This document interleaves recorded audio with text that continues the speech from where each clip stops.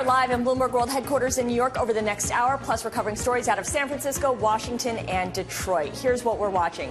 U.S. stocks resuming their gains as banks and tech shares lead the way higher. The NASDAQ on pace for a new record high. We'll be speaking with Morgan Stanley's Adam Parker for his year-end calls and his 2017 outlook.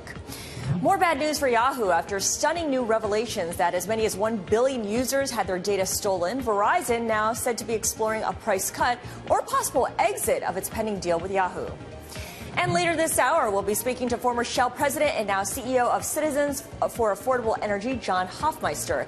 His views on Rex Tillerson, OPEC's production cut, and the future of U.S. shale.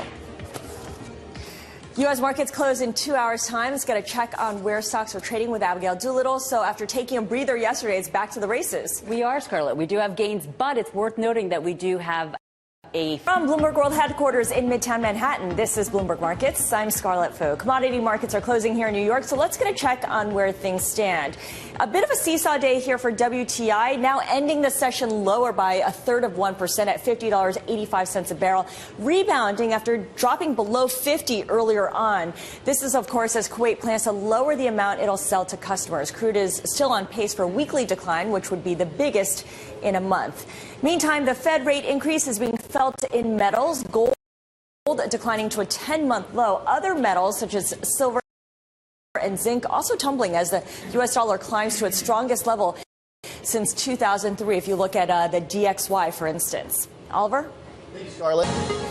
From New York, this is Bloomberg Markets. I'm Scarlet Fu. It is now time for Walk the Talk, where we look at the pressure points of social change and where it's outpacing corporate America's ability to adapt. And today's focus is why so many employers overlook age as a diversity factor.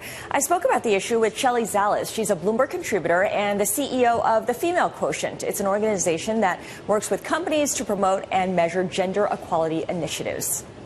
Now we're seeing it happening in some of the emerging markets as well. Take note of what's happening in Korea. Up next, an exclusive conversation with JP Morgan Chase Chairman and CEO Jay.